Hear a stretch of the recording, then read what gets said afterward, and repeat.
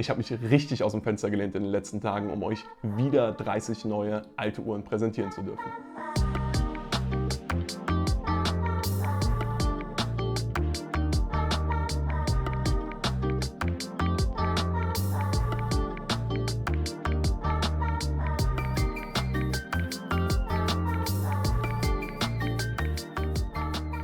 Hallihallo meine Lieben und herzlich willkommen zu einem neuen Werner Watches YouTube-Video.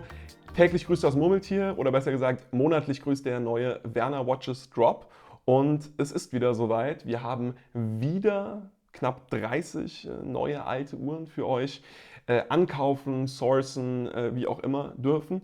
Und ja, nach dem unfassbaren März-Drop, ich muss sagen, da war ich echt sehr stolz drauf. Ich bin der Meinung, dass ich da wirklich eine ganz neue Benchmark auch für mich einfach gesetzt habe. War klar, ich muss auch im April abliefern. Ich kann jetzt keinen Drop kuratieren, der doch von der Qualität und Quantität deutlich unter dem März-Drop ist. Ich glaube tatsächlich, dass ich so bald nicht mehr an den März-Drop rankommen werde, aber ich habe es wieder geschafft, eine unfassbare Auswahl kuratieren zu dürfen. Habe wirklich, wirklich viel Zeit, Kraft und last but not least natürlich auch Geld hier reingesteckt in den letzten Wochen. Wir haben in knapp 30 Tagen seit dem letzten Drop wieder knapp 30 Uhren kaufen dürfen. Das bedeutet eine Uhr pro Tag. Das ist schon echt eine ganze Menge Aufwand und ich bin wie immer super stolz, hier sitzen zu dürfen und einfach sozusagen auf das blicken zu können, was die letzten 30 Tage Arbeit hervorgebracht haben. Das ist echt immer ein tolles Gefühl und ich freue mich riesig, dass ihr das immer so unterstützt. Aber genug des Vorgeplänkels, legen wir direkt los. Und ich würde vorschlagen, dass wir mit nicht weniger als einem der Highlights dieses Drops starten. Und zwar einer Uhr, die euch sicherlich schon anfunkelt und anscheint. Hier vorne haben wir sie. Ihr wisst, Piaget ist so eines der Dinge, auf die ich mich in den letzten Monaten besonders fokussiere. Ich habe neulich gesehen, dass ich tatsächlich meine erste schon vor ziemlich genau einem Jahr im Mai, war es glaube ich, 23 angekauft habe. Aber seitdem ist es ja eher spärlich vorangegangen, bis es dann ja, Ende letzten Jahres so wirklich ins Rollen kam. Und ich möchte jetzt nicht sagen, dass wir das hier krönen. Wir hatten ja doch schon einige sehr besondere Piagets. Aber hier haben wir zumindest eine, die wirklich noch archetypischer als viele andere für die Marke ist. Und zwar eine Piaget Emperador. Emperador schwingt so ein bisschen mit den Polos mit, ist aber keine klassische Polo in dem Sinne, wie man sie aus den vergangenen Drops zum Beispiel kennt. Wir haben ein deutlich feingliedriges Band in dem Sinne, dass die Streben quasi kürzer sind, dass das Band quasi nur aus diesen Gadroons besteht, die man sonst zwischen den Polo-Links kennt. Und was macht diese Uhr so besonders, abgesehen von dem grandiosen Zustand selbstverständlich? Wir haben eine Uhr mit Vollbesatz. Und zwar Vollbesatz. Das bedeutet, wir haben ein Pavé-Ziffernblatt und wir haben ein komplett mit Brillanten ausgefasstes Gehäuse und Band. Das ist schon wirklich purer Luxus, klar. Das ist auch wirklich over the top. Also das ist auch nichts, was man irgendwie im Alltag tragen könnte oder sollte. Das ist einfach nur verrückt, das ist nur überschwänglich, aber das ist halt auch genau das, wofür Piaget in den 70er und 80er Jahren stand. Und deswegen genieße ich das sehr. Ich hatte jetzt gerade bei den ersten Sonnenstrahlen die Uhr auch schon das ein oder andere Mal an. Ich trage solche Uhren natürlich auch in anderen Situationen, als jetzt der normale Uhrensammler sie tragen würde. Aber das hat mir schon sehr, sehr viel Freude bereitet. Es ist einfach der Wahnsinn. Da kommt übrigens dann auch dieser Begriff Brick wirklich zur Geltung. Die Uhr wiegt fast 200 Gramm. Das heißt, allein der Gold- und Materialwert ist unsagbar. Und das ist, wie gesagt, das ist einfach der Inbegriff dessen, wofür Piaget steht. Wir alle wissen, glaube ich, dass Piaget neben natürlich hochwertigen Uhrwerken, die sie zweifelsohne gefertigt haben, auch einfach für die King of Jewelers so ein bisschen steht. Den Titel gibt sich ja immer Cartier, meiner Meinung nach auch mit Recht im Übrigen. Aber Piaget war schon oftmals noch ein Stück extravaganter und das sieht man hier schon. Ich möchte an der Stelle nicht die Qualität beurteilen, aber zumindest was so das sich aus dem Fenster lehnen angeht, ist diese Uhr wirklich archetypisch für das, was Piaget gemacht hat und absoluter Chandelier, wie man heutzutage sagt. Bevor ich jetzt mit weiteren Highlights, die ihr sicherlich schon erspäht habt, weitermache, widme ich mich mal der schönen Box hier zu meiner Rechten. Wir haben hier oben in der Reihe erstmal 3 Uhren, die einander doch recht ähnlich sind von der Konzeption her. Wir haben nämlich jeweils Damen-Santos-Modelle in Stahlgold. Wir haben einmal die klassische Damen-Galbi als Quarzmodell. Wir haben einmal die klassische Damen-Carré, also Referenz 0902, entsprechend Automatik. Und dann haben wir noch eine Uhr, die wirklich mir sehr, sehr viel gegeben hat und die ich am liebsten privat behalten würde. Und zwar auch eine 0902, also auch ein Damen-Carré-Modell, und zwar mit Burgundy-Ziffernblatt. Swiss Only, ziemlich geil, also das originale Nicht-Serviceblatt, quasi ohne Spiderwebs, in perfektem Zustand, sieht man so wirklich nur noch sehr, sehr selten. Und wenn man sich zum Beispiel mal die Lünette anguckt, die sind ja ab Werk sozusagen gebürstet, sieht man, die Uhr hat quasi in der Zwischenzeit kaum Wear bekommen. Wurde sie getragen? Ja, da bin ich mir recht sicher, aber wirklich wenig, sehr pfleglich, und das sieht man der Uhr an. So wunderschön, sehr, sehr selten, und ja, da war ich echt happy, als mir die angeboten wurde. Ihr wisst, was ich für ein Faible für die Special Dials innerhalb der klassischen Santos Carré Modelle, aber auch Galbi Modelle habe, und da war hat die natürlich wie die Faust aufs Auge gepasst. Daneben nochmal 2 Uhren, die ihr sicherlich auch erwartet habt, zumindest mal das Modell oder die Kategorie, und zwar 2 Maste Cartiers, 2 Maste Cartier Tanks. Zum einen die Black Roman Dial Variante, das bedeutet mit einem schwarzen Ziffernblatt mit römischen Indizes, und daneben noch einmal die Lapis Variante. Ich glaube, ich habe es mittlerweile oft genug erwähnt. Lapis bedeutet in dem Fall nicht, dass es ein echter Lapis Lazuli Stein ist, sondern es ist ein blaues Lackziffernblatt mit diesen eingearbeiteten Goldspots, die eben Lapis nachahmen sollen. Das kam schon ab Werk so, das war tatsächlich so auch geplant. Wunderschöne Uhr, in dem Fall sogar Handaufzug, also die Black Roman Dial ist eine Quarzuhr, die mit dem Lapisblatt ist tatsächlich ein Handaufzugsmodell. Das wiederum ist bei den Musts dann ja doch ein Stück seltener, muss man sagen. Bevor wir uns jetzt hier unten den 3 weiteren Piagets aus dem Drop widmen, kommen wir nochmal zu 2 ganz besonderen Santos-Modellen. Ich habe eben schon gesagt, ihr wisst, ich habe einen absoluten Faible für die Special Dial Santos-Modelle. Ergo habe ich es mir nicht nehmen lassen, auch in diesem Drop wieder eine Gunmetal oder eine Ghost Dial kuratieren zu dürfen. Die ist ja so der Counterpart zum Burgundy-Blatt. Nicht weniger, mittlerweile auch nicht mehr unbedingt mehr beliebt, aber auf jeden Fall mindestens genauso schön, das muss man schon so sagen. Und hier haben wir auch da ein Stahlgoldmodell, genau wie bei der 0902, also ein 2961 Herrenmodell, in wirklich herausragendem Zustand. Also man muss sagen, Gehäuse und Band sind schon quasi perfekt. Es ist leider so ein ganz kleiner Kratzer übers Bandelement bei der 12 Uhr Position, aber der ist halt so, aber also Band und Gehäuse, sozusagen der Körper der Uhr, der ist Bombe. Das muss man einfach mal so sagen. Also absolut unpoliert. Auch da wieder, man sieht es an der gebürsteten Lünette. Die Uhr wurde wenig getragen, sie wurde getragen, aber sehr, sehr wenig, sehr, sehr pfleglich. Und da kann man auf jeden Fall von einem sehr, sehr guten, unpolierten Zustand sprechen. Der wird lustigerweise komplementiert von einem, wie gesagt, Gunmetal-Blatt, was hingegen aber eine recht starke Patina entwickelt hat. So, jetzt gibt es aber bei diesen Ziffernblättern 2 Arten der Patina. Manche werden grünlich, also die verfärben sich. Das finde ich nicht schön. Das muss ich ganz ehrlich sagen. Das sieht dann immer so ein bisschen, auch wenn es blöd klingt, so ein bisschen schimmeliger aus. Das ist es nicht, aber es sieht manchmal so aus. Hier haben wir schon noch einen dieser ganz satten Grautöne, wie er zu sein hat.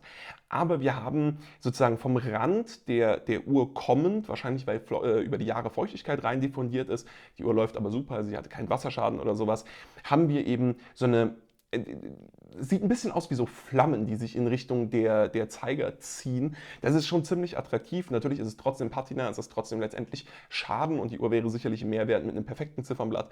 Aber ich habe mich bewusst dagegen entschieden, die Uhr zu Cartier zu geben und das Blatt tauschen zu lassen, weil es mir einfach sehr, sehr gut gefällt. Und natürlich wird das auch im Preis berücksichtigt. Also ihr müsst wissen, das Modell mit perfektem Ziffernblatt würde auf jeden Fall deutlich jenseits der 6, vielleicht sogar jenseits der 7 liegen in Stahlgold. Manche haben die Modelle sogar schon in Richtung 10 verkauft. Da reden wir von gerade mal jenseits der 5. Das bedeutet schon ein ganzes Stück günstiger auch, als wenn das Ziffernblatt jetzt getauscht worden wäre. Ich würde auch nicht dazu votieren oder dafür votieren. Wenn man das wollte, könnte man das machen lassen. Cartier bietet das an. Aber ich glaube, ihr wisst, was ich von Herstellerservices halte. Naja, daneben eine andere ganz spannende Santos, auch hier klassische Gall-B-Variante, wie wir sie auch als Damenmodell hatten, 187901 in super, super gutem, unpolierten Zustand. Sehr schönes Cream Dial. Es ist leicht patiniert, es ist nicht so tief braun geworden, sondern es ist wirklich creamy geworden. Wir haben an der Stelle auch ein Full-Set, wobei, das stimmt nur so bedingt. Lustigerweise ist es alles dabei und ich bin mir auch sehr sicher, dass es ein echtes Set ist, inklusive der Erstkaufrechnung. Das ist das Spannende. Das Einzige, was natürlich verloren gegangen ist, mussten natürlich die Originalpapiere sein. Das ist ein bisschen schade, aber die Booklets sind dabei und wie gesagt auch noch die Erstkaufrechnung, sogar noch 1 oder 2 Bandelemente, wenn ich nicht irre. Das bedeutet wirklich eine sehr, sehr schöne, clean 187901 in unpoliertem Zustand. Jetzt arbeite ich mich hier, was die Piagets angeht, mal von innen nach außen, weil das absolute Highlight innerhalb der Box hier rechts liegt, zumindest hier zu meiner Rechten liegt. Fangen wir an mit einer Uhr, die ich so schon mal in Gelbgold mit einem Tiger Eye Ziffernblatt hatte, und zwar einer Piaget, auch Protokoll, Referenz 9151. Ihr wisst, 9154, klassische Protokoll mit dem geriffelten Finish sozusagen. Die 9151 hat eine leicht andere Gehäuseform und hat eben dieses Clou de Paris Finish. Man kennt das auf dem Gehäuse, was man relativ selten sieht, ist, dass sich das auch aufs Ziffernblatt widerspiegelt oder weiterzieht ins Ziffernblatt rein und dass dann beides wirklich gut erhalten ist, weil diese Ziffernblätter sind echt dazu sehr anfällig, stark zu patinieren. Das muss man schon so sagen. Und hier haben wir Weißgoldmodell, ganz wichtig zu erwähnen, und die Uhr hat quasi keine Patina gezogen. Also die Uhr ist, ich möchte jetzt nicht sagen ungetragen, das ist nicht der Fall, aber die Uhr ist wirklich seltenst getragen, hat quasi keine Patina gezogen und ist in einem wirklich, wirklich guten Zustand. 9P Handaufzugskaliber kennt ihr alle und auch noch die originale weißgoldene Piaget Dornschließe. Ich musste mal vor nicht allzu langer Zeit eine auftreiben. Ich sage euch, das war die Hölle. Also es ist schon sehr, sehr schön, die passende Dornschließe einfach direkt dabei zu haben und sie nicht erst suchen zu müssen. Das kann ich euch sagen. Daneben, ich habe gerade schon drüber geredet, 9154, Protokoll mit dem geriffelten Finish. Kennt ihr? Gleiches Modell, denkt man vielleicht, nicht ganz. 8154. Die 8154 ist die 9154 als Quarzmodell. In dem Fall auch wahnsinnig guter Zustand, aber halt Quarzwerk. Es gibt Leute, die stört. Ihr wisst, glaube ich, alle mittlerweile, dass ich das anders sehe. Wäre übrigens eigentlich auch mal ein eigenes Video wert. Ich bin sogar ein riesen Fan von Quarzmodellen und ich finde, gerade bei Piaget macht es auch Sinn. Ich meine, Piaget hat ja eine ganz lange Geschichte mit den Quarzwerken. Die waren bei der Produktion des Beta 21, dem ersten Quarzwerk, beteiligt und haben dann später ihre eigenen Quarzwerke, zum Beispiel das 7P, vorgestellt. Das bedeutet, Piaget hat eine reiche Geschichte mit Quarzwerken, auch eine spannende Geschichte mit Quarzwerken, und weil die Uhr ja auch aus der Zeit der Quarzkrise stammt, zumindest grob, finde ich, macht dieses Quarzwerk hier absolut Sinn und dafür ist die Uhr dann ja auch noch ein ganzes Stück günstiger, das muss man schon einfach so sagen. Also weil die Nachfrage auf die 8154 deutlich geringer ist als auf das Äquivalent als Handaufzugsmodell, ist die Uhr schon einen guten dreistelligen Betrag günstiger und ich finde, dann ist das wirklich spätestens ein wirklich, wirklich guter Gedanke, sich so eine Uhr zuzulegen. Du kriegst alles, was man bei der 9154 bekommt. Quarzwerk meiner Meinung nach, wie gesagt, eine tolle Sache und das für weniger Geld. So, und kommen wir jetzt zum nächsten Piaget-Highlight, was wir hier vor uns liegen haben. Ich hatte eben bei der 9151 schon mal Tiger Eye angeteasert. Genau das haben wir hier. Ich muss sie jetzt auch mal rausnehmen, ihr werdet gleich erfahren, warum. Wir haben eine doch auch einfach sehr seltene Referenz innerhalb der Piaget-Kollektion. Ich hatte ja gerade einige einschlägige Referenzen schon genannt. Das sind Referenzen, die sieht man öfter. Das muss man einfach so sagen. Die sind selten, die sind nicht mega oft gefertigt worden, aber die sieht man schon immer mal wieder. Hier haben wir eine Referenz, die ich so wirklich... Also ganz ehrlich, ich habe sie bestimmt schon mal gesehen, aber zumindest nie wahrgenommen, und wirklich aufmerksam geworden auf die Referenz bin ich erst, nachdem ich diese Uhr hier kennengelernt habe, also wirklich exakt dieselbe hier ankaufen durfte. Und zwar haben wir eine 9057. Ganz, ganz spannende Referenz. Sie hat so einen leichten Tank-Normal-Vibe wegen der wirklich stark betonten Hörner an der Seite. Gleichzeitig ist sie leicht gebogen, also wir haben so ein wirklich abgerundetes Gehäuse, was dafür sorgt, dass sie sich nochmal deutlich besser ums Handgelenk schmiegt. Also das Gehäuse an und für sich ist schon der absolute Wahnsinn. So, da würde ich schon sagen, egal mit was für einem Ziffernblatt, muss ich haben. Jetzt müsst ihr euch aber festhalten, ihr seht es vielleicht hier schon, wir haben ein Tiger Eye Ziffernblatt, wir haben ein uncracked Tiger Eye Ziffernblatt. Ich rede jedes Mal wieder darüber, wie wichtig es ist, dass Stone Dials keine Cracks haben, weil wenn die einmal cracken, es wird deutlich schwieriger, sie zu verkaufen. Man sieht es in der Regel auch, es ist einfach nicht mehr so aesthetically pleasing. Das heißt, wir haben ein uncracked Tiger Eye Dial, was schon der Wahnsinn ist. Was übrigens auch sehr ästhetisch ist und wir haben auch einen sehr schönen Tiger Eye. Auch bei den Steinen, das ist ein Naturprodukt, das variiert natürlich immer stark. In dem Fall haben wir einen sehr schönen Tiger Eye Stein. Was haben wir auch noch? Wir haben das Original Piaget-Band. Man sieht, dass es auf jeden Fall zu dieser Uhr wirklich händisch ausgesucht wurde, weil es perfekt zu den Farben des Tiger Eyes passt. Und was haben wir an dem Band? Und das ist vielleicht das absolute Highlight dieser Uhr, die an und für sich schon ein Highlight darstellt. Wir haben eine Faltschließe. So. Und denjenigen unter euch, die sich mit Piaget mal mehr, mal weniger beschäftigen, wird aufgefallen sein, die Uhren kommen immer mal wieder an den originalen goldenen Dornschließen. Selbst das ist mittlerweile selten geworden, aber quasi nie an Faltschließen. Und selbst wenn sie an Faltschließen kommen, muss man differenzieren. Es gibt die 90er-Jahre-Generation der Faltschließen oder später 80er-Jahre-Generation der Faltschließen. Die ist schon wahnsinnig selten, die ist wahnsinnig teuer, aber die findet man ab und an. Wenn ein Kunde mich fragen würde, dass er so eine haben wollen würde, würde ich das hinbekommen. Nicht heute, nicht morgen, aber ich würde es hinbekommen. Hier haben wir aber eine 70er-Jahre Faltschließe. Das ist eine Konstruktion und auch eine Faltschließe an und für sich, die ich so vorher, auch da wieder zumindest bewusst, noch nie gesehen habe. Das heißt, wir haben wirklich eine wahnsinnig seltene Faltschließe. Sie schwingt so ein bisschen mit dem Pre-88 Faltschließen von Cartier mit. Das bedeutet, wir haben ein Non-Adjustable Band sozusagen. Das heißt, das Band muss immer angefertigt werden. Ihr könnt euch also auch sicher sein, dass dieses Band euch mit extrem hoher Wahrscheinlichkeit nicht passen wird. Ist aber auch schön, weil dann widmet man sich der Uhr noch mal ein bisschen mehr. Ich bin selbst gerade dabei, für einige Uhren Bänder anfertigen zu lassen und das verbindet einen schon immer besonders mit der Uhr. Aber darum soll es nicht gehen. Es geht um die Schließe, um die Faltschließe. Das ist wirklich der Wahnsinn. Also die Konstruktion ist toll, sie sieht wahnsinnig ästhetisch aus. Sie passt übrigens auch wahnsinnig gut zum Gehäuse. Also sie spiegelt eher unfreiwillig, weil diese Schließen wurden sicherlich auch an anderen Gehäusen ausgeliefert, aber sie spiegelt von der Form her perfekt das Gehäuse wieder und das ist schon der absolute Wahnsinn. Also die Uhr in der Konstellation zu finden, da war ich echt stolz drauf, muss ich sagen. Am liebsten würde ich sie einfach behalten, aber ihr wisst, wie es ist. Ich kann leider nicht alles behalten. Und ja, das ist für mich so ein bisschen eines dieser Hidden Highlights in dem Drop. Man würde jetzt sagen, ah ja, Piaget am Lederband, wahnsinnig schön, aber kennen wir mittlerweile irgendwie alle. Aber die Uhr hält, wie eben erzählt, so einige Geheimnisse parat. So, jetzt haben wir hier den Cartier-Teil zu meiner Rechten und die Piaget abgeschlossen. Jetzt würde ich mich mal meiner Linken widmen und zwar einer Box, die für euch mittlerweile wahrscheinlich total untypisch ist, einer grünen Box. Und grün steht ja dann doch in der Uhrenwelt regelmäßig für Rolex und so ist das hier auch. Wir haben 3 ganz, ganz spannende Rolex für den Drop kuratieren dürfen. Ich fange mal mit der ersten an. Die ist noch die, ich sag mal, gewöhnlichste aller Uhren. Auch da eine ganz besondere oder ganz schöne Uhr vor allem, aber die ist noch am gewöhnlichsten. Und zwar reden wir von einer klassischen 16030. Ihr wisst es, noch Plexi, aber schon Datums Quickset, super sympathische Referenz. Engine Turned Bezel, blaues Zifferblatt, findet man so nicht mehr oft, auch in sehr gutem Zustand, nur leichte Patina um den Rand rum. Wahnsinnig schöne Uhr am Jubiläeband. Tatsächlich sogar noch mit einer Rolex-Garantiekarte aus 2013. Das ist ja jetzt auch nicht allzu lange her. Und noch mit Bandelementen. Die Uhr kommt außerdem mit der Originalbox und diesem Service-Booklet, was Rolex damals immer rausgab bei den Services. Ich weiß gar nicht, ob sie das heute noch machen. Schöne Uhr, aber ich glaube, zu den Datejusts muss ich euch gar nicht mehr allzu viel erzählen. Daneben hingegen eine deutlich besonderere Uhr, auch wenn man sie fast schon für eine Datejust halten könnte, wenn nicht das Material wäre.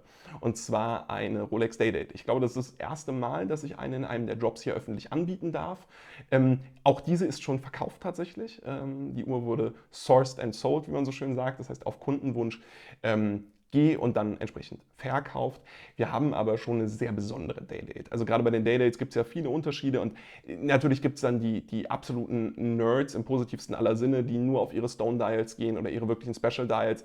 Day-Date-Sammler an und für sich sind eine eigene Breed und zwar eine, die ich sehr bewundere.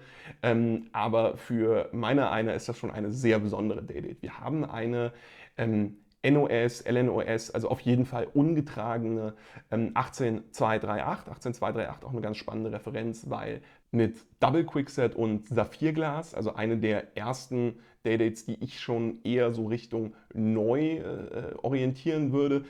So wirklich neu wurde es dann natürlich erst ab den 6-stelligen Referenzen, wo es meiner Meinung nach auch den Bach runterging. Aber naja, also wirklich eine tolle Referenz. Ich habe es eben schon gesagt, LNOS, Caseback stickert, volle Länge Band und Fullset mit der korrekten Box, also schon ein wirklich volles Fullset auf einer sehr, sehr tollen Uhr. Nicht zu vergessen, schwarzes Tapestry-Dial sieht man auch nicht mehr also sozusagen allzu oft, erst recht nicht in dem Zustand. Das passt schon alles sehr, sehr gut. Die Uhr ist schon echt der Hammer und ich glaube, der Käufer der Uhr wird sich riesig freuen, wenn er die jetzt demnächst ausgeliefert bekommt.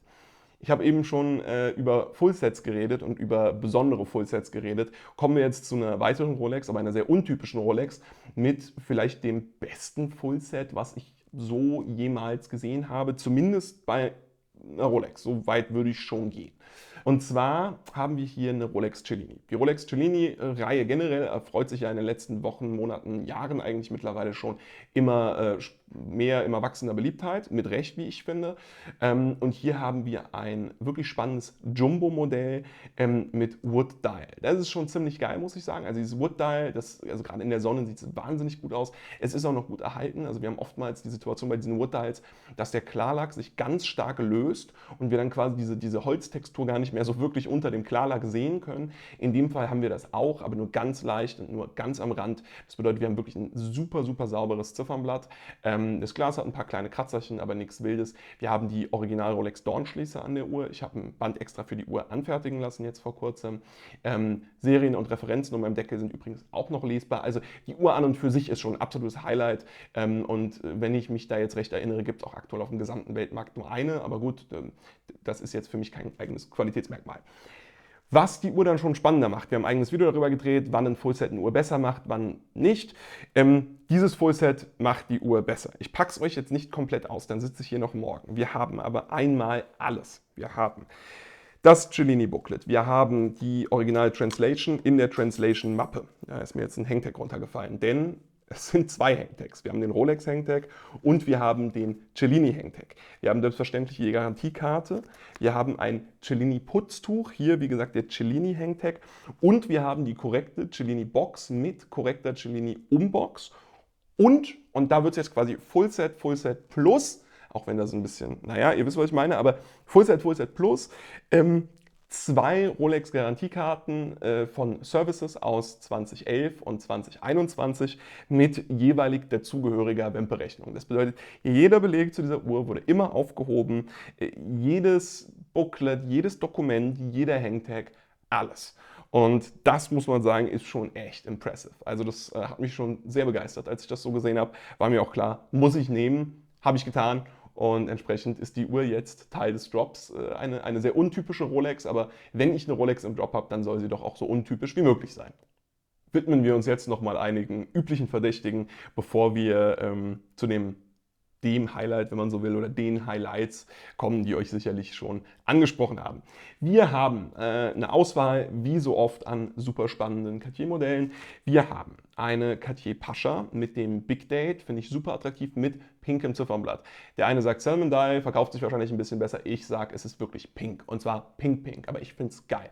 Ich habe die Uhr jetzt in den letzten Tagen echt viel getragen, die Sonne kommt raus, die Uhr im Sommer, absoluter Wahnsinn, und für das Geld im Fullset kann man überhaupt nicht sagen. Mir hat die Uhr mega viel Spaß gemacht und das ist für mich einfach Kategorie Sommeruhr, und was für eine. Daneben haben wir eine 2319 Stahlgold mit aufgemalten Indizes. Da hatte ich eine im Januar-Drop, die war sofort verkauft. Deswegen war mir klar, wenn ich noch eine finde, muss ich sie kaufen, und genau das habe ich getan. Wir haben wieder ein Fullset, wir haben wieder unpolierten Zustand, also alles, nach dem man nur fragen kann. Dann haben wir noch drei super spannende Stahlmodelle, die auch nicht von der Hand zu weisen sind. Wir haben, oder generell kann man vielleicht sagen, ich habe gemerkt, die 2961 in Stahlgold sind schon beliebt. Aber die 2960 sind Stahl. Die gehen offensichtlich komplett durch die Decke. Ich persönlich verstehe es nicht. Ich finde die in Stahlgold fast ein Stück schöner.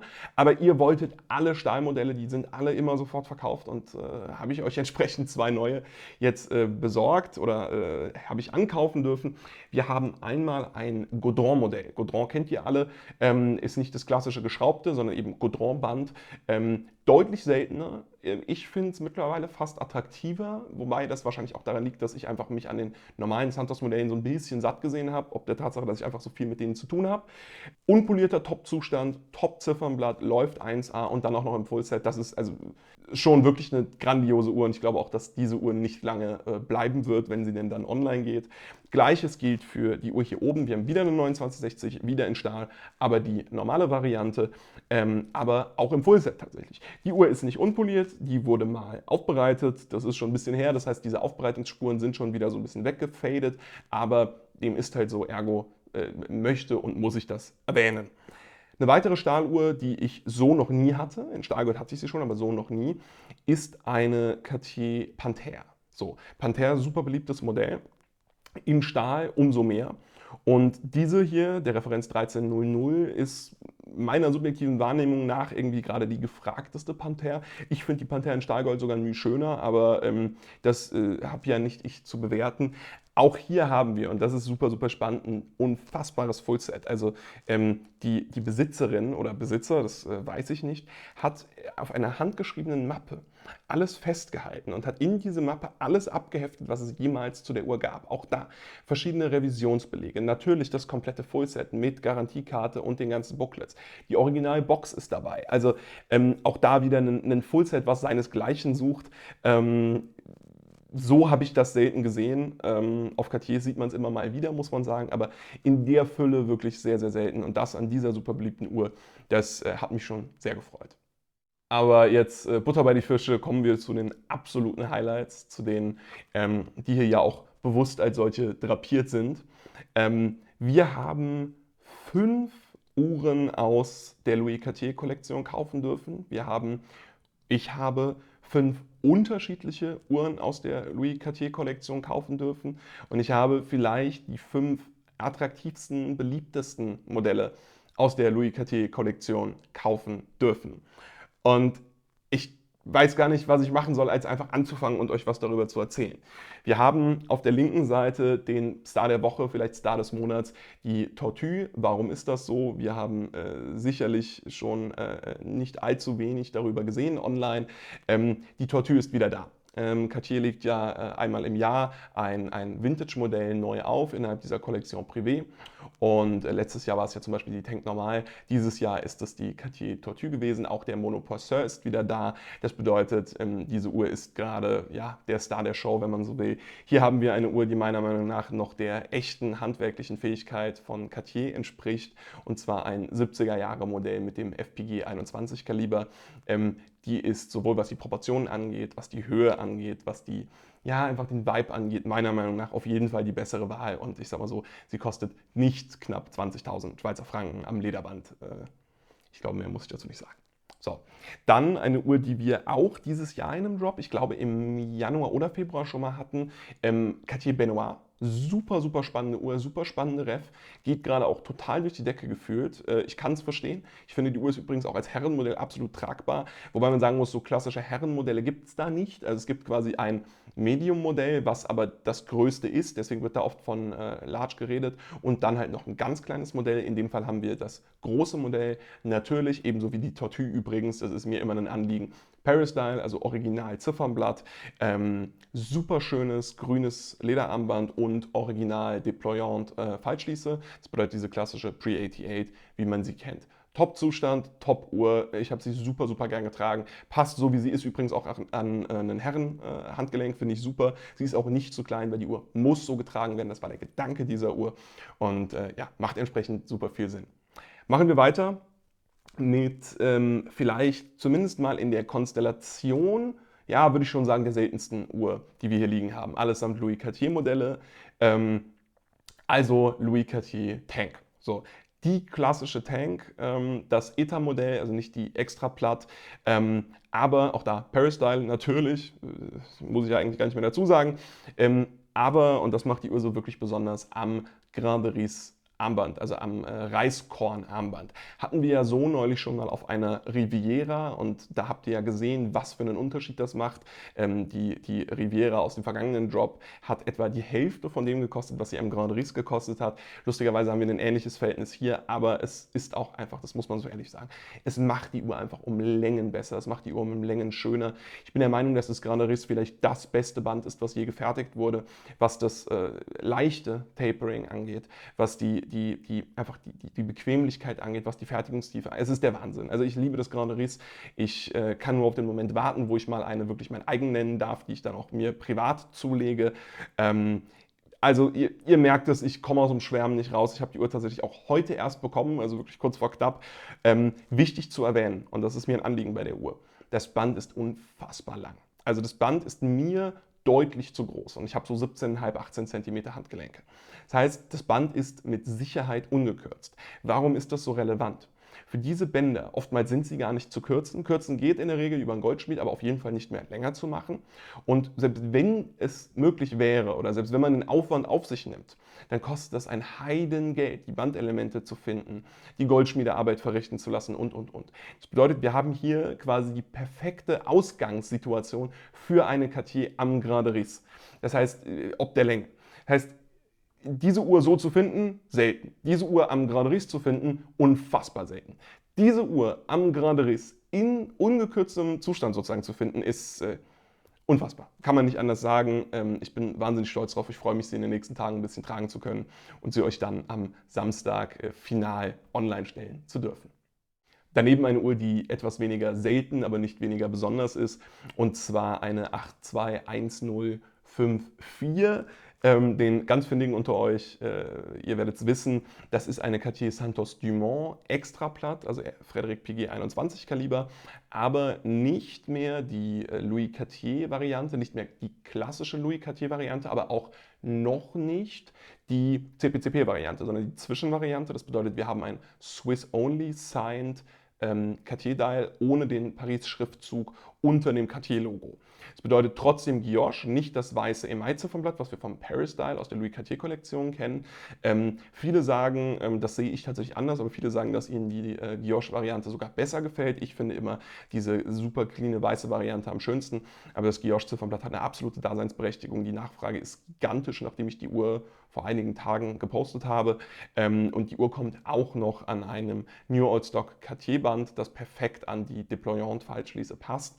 Wir haben eine Post-88-Fallschließe korrekt zu der Uhr. Das bedeutet, sie ist auch verstellbar. Das heißt, die Länge des Bandes kann adjustiert werden und ihr müsst euch kein Band anfertigen lassen. Daneben den letzten Star der Louis Cartier Show hier, vielleicht sogar den besondersten Star. Ich will und werde das nicht einschätzen, aber ich hatte die Uhr so zumindest noch nie, deswegen begeistert sie mich besonders. Und zwar noch eine Tank Louis. Jetzt würde man sagen, oh, ist das nicht ein bisschen repetitiv? Nein, denn wir haben eine Tank Louis Extraplatt. 96065 ist die Referenz. Extraplatt-Modell, auch da Frédéric Piguet 21 Kaliber mit Paris Dial in nahezu perfektem Zustand, möchte ich sagen. Das Ziffernblatt weist quasi gar keine Patina auf, das Gehäuse nur ganz, ganz leicht. Die Gehäusekonstruktion ist tatsächlich ganz, ganz anders als die auf der ETA-Variante, die wir hier am Grande Riss haben.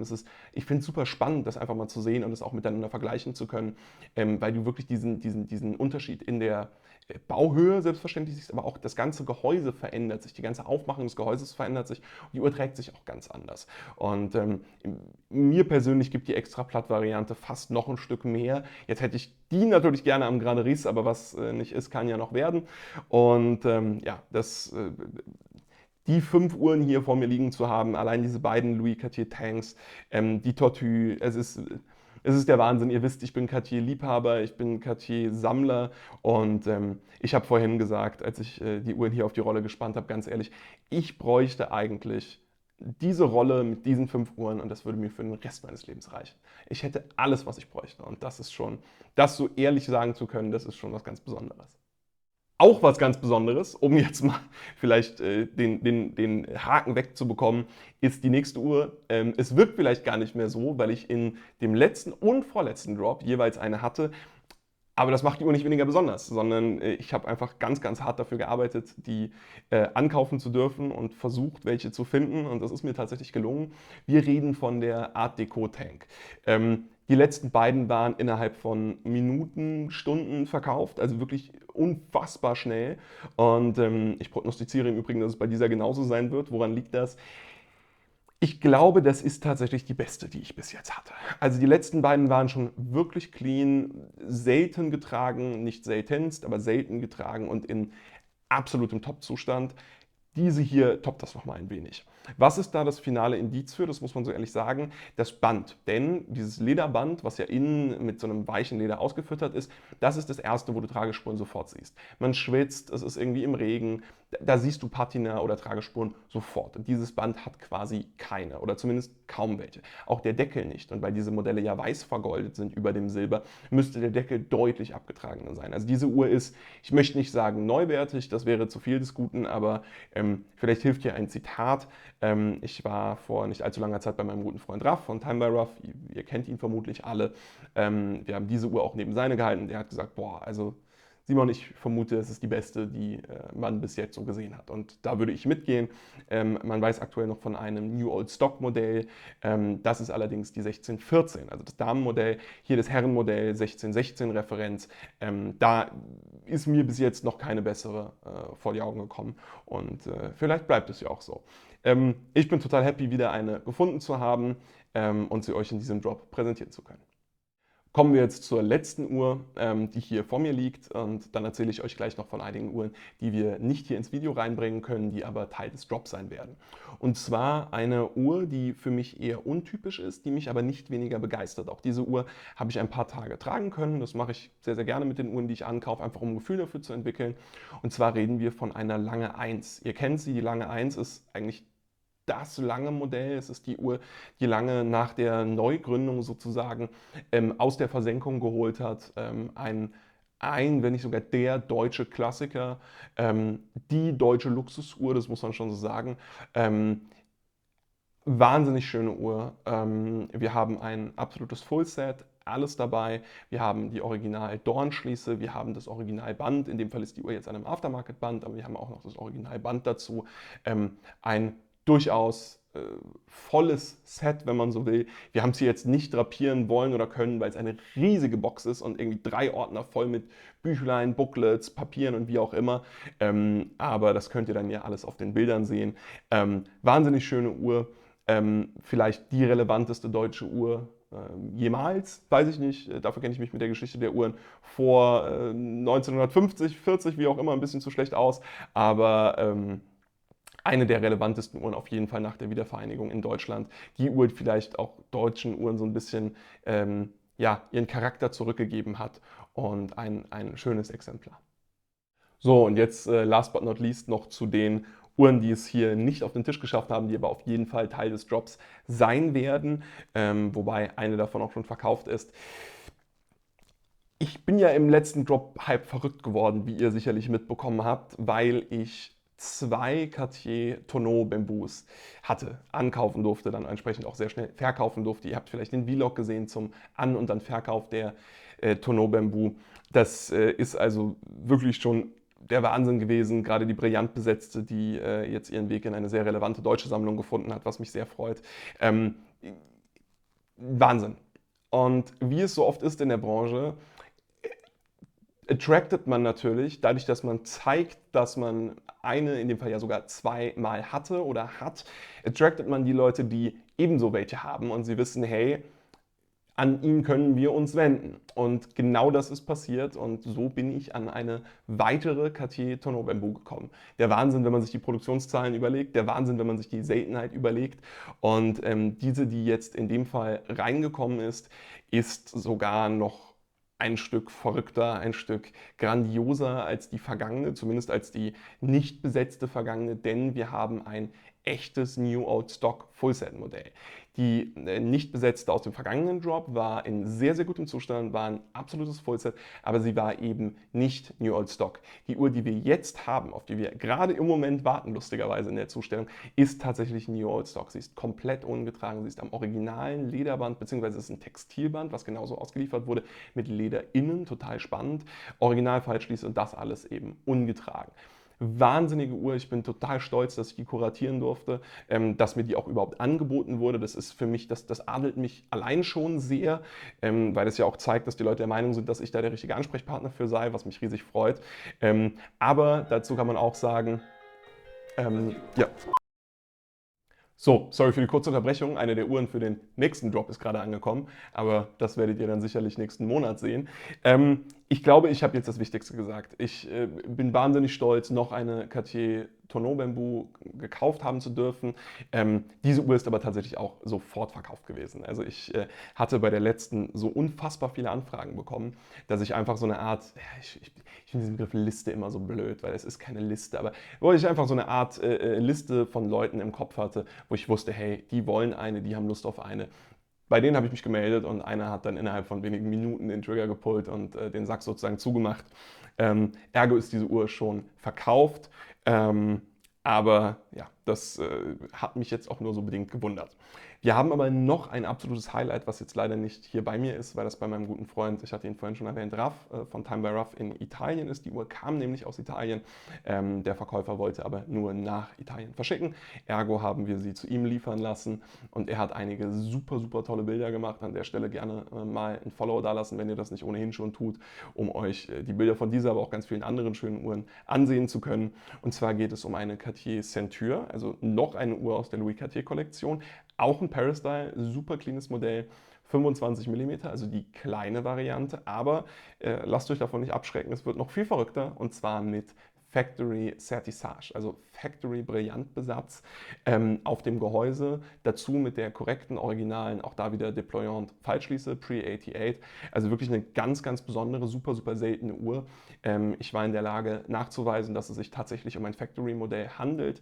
Das ist bei gerade den ganz alten Cartier-Modellen, also den Louis Cartier Cartier-Modellen super, super schwierig, weil da tatsächlich sehr, sehr viel auch nachträglich besetzt wurde, aber ich hatte das große Privileg, Hilfe von einem guten Freund bekommen zu können, der mir bestätigen konnte, ja, die Uhr ist so Factory. Das konnte ich auch nachvollziehen und somit wissen wir, es ist tatsächlich ein Factory-Besatz, Factory-Certissage von Cartier auf diesem Modell.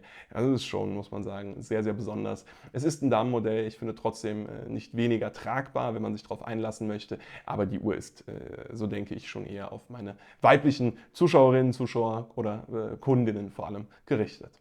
Und zu guter Letzt, ich habe euch ja lang genug warten lassen. Kein Werner Watches Drop ohne Ohr Massiv. Und so werden wir auch in diesem Drop selbstverständlich wieder eine Ohr Massiv haben. Die kommt aber erst morgen an. Ihr merkt, wenn man 30 Uhren in 30 Tagen kauft, dann ist es ein bisschen tight im Schedule. Oh Gott, das war sehr gedenglischt, aber egal. Ist es ein bisschen knapp im Zeitplan und deswegen haben wir sie hier nicht auf den Tisch gebracht. Aber es wird wieder eine Ohr Massiv dabei sein. Und was für eine? Eine, die ich so noch nie hatte, nämlich eine 2964. Ihr wisst, es gibt die klassischen Damenmodelle, wie wir sie hier unten auch liegen haben, 24 mm. Es gibt die 29er Varianten, die wir allesamt kennen von den Stahl- und von den Stahlgold-Modellen. Nur die Goldmodelle. Man weiß nicht, ob es Stahl- und Stahlgoldmodelle gibt. Ich gehe nicht davon aus, weil dann hätte man irgendwann mal von einer gehört. Aber nur die Goldmodelle gab es auch als 2964 und zwar Mid-Size. Und das macht Sinn, wenn man sich die Uhr, die wir hier liegen haben, zum Beispiel anguckt, denn die Panthère gab es ja ebenso in diesen Größen. Es gab die ganz kleine mit, ich glaube, 23,5 mm. Es gibt die Jumbo-Variante, wie wir sie hier haben, mit 29 mm.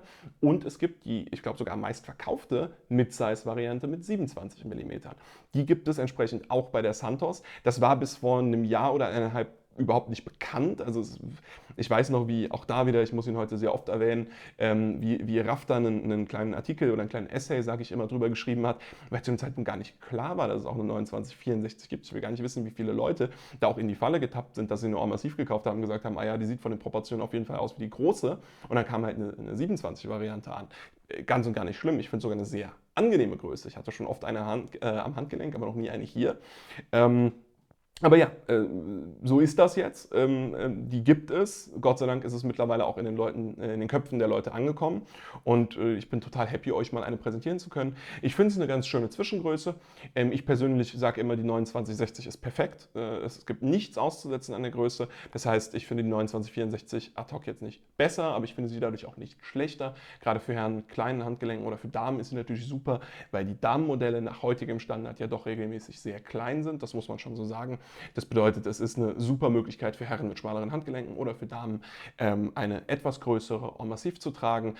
Und, das ist mir ganz, ganz wichtig zu erwähnen, die Preise sind natürlich ein ganzes Stück besser. Das bedeutet, wenn man heute, da bin ich ehrlich, eine 2960 Ohr Massiv kaufen möchte, dann hat man immer eine 2 vor mindestens 4 Nullen. Also du hast immer die 20.000 € stehen, eher mehr. Und zwar eher deutlich mehr. Also etwaige Modelle im Fullset werden aktuell bei 25 angeboten. Ich weiß von Modellen, die mit einer 3 vorne verkauft wurden. Also ihr versteht, was ich sagen möchte. Die 2964 kostet eigentlich immer mindestens mal ein bisschen, wenn nicht sogar ein gutes Stück unter 20.000 Euro. Und da sage ich, wenn man die Ästhetik einer Ohrmassiv haben will, wenn man vielleicht, wie gesagt, die passenden schmaleren Handgelenke hat, dann ist das die vielleicht besser passende Uhr fürs Handgelenk für deutlich, also mindestens 10%, eher 15, 20, 25% weniger Geld. Und das finde ich schon eine sehr, sehr attraktive Möglichkeit. Aber das war mir wichtig zu erwähnen, kein Werner Watches Drop ohne Ohrmassiv. Jetzt muss ich mal durchatmen. Das war jetzt doch ganz schön durchgerattert. Ich hoffe, das passt euch so. Ich bin immer sehr auf euer Feedback gespannt. Lasst mich also gerne mal wissen, ob wir vielleicht in Zukunft einige Uhren auslassen sollen. Wäre es euch lieber, wenn ich sowas wie die Damenmodelle hier zum Beispiel gar nicht erst erwähne? Oftmals ist alles zu den Uhren gesagt. Ihr kennt euch ja doch mittlerweile auch schon sehr, sehr gut aus mit den jeweiligen Modellen. Oder sagt ihr, nee, wir genießen das total, dass du hier jede Uhr einzeln vorstellst und auch jede Uhr gebührend behandelst. Das würde mich wirklich interessieren, weil diese Drop-Videos ja doch mit zunehmender Anzahl und zunehmender Qualität an Uhren auch zunehmende Dauer haben. Genau, so viel dazu. Ich danke euch fürs Zuschauen. Ich würde mich riesig freuen, wenn ihr nach dem Schauen dieses Videos einfach mal auf Chrono24 geht und euch die Uhren anschaut. Vielleicht ist ja die richtige für euch dabei, dann meldet euch gerne bei mir. Gerne direkt per WhatsApp, Instagram, E-Mail, was auch immer euch am besten passt. Kurzer Teaser, kurze Ankündigung schon mal. So wie es aussieht, wird ab dem Mai-Drop dann endlich unsere Website stehen. Das heißt, ab dann sind alle Uhren auch im Shop zu erwerben und ihr seht sie nicht mehr nur auf Chrono24 aufgelistet. Schon jetzt sage ich ja immer hier gerne direkt bei mir melden, aber spätestens, wenn dann die Website da ist, wird das für euch nochmal ein ganzes Stück leichter. So.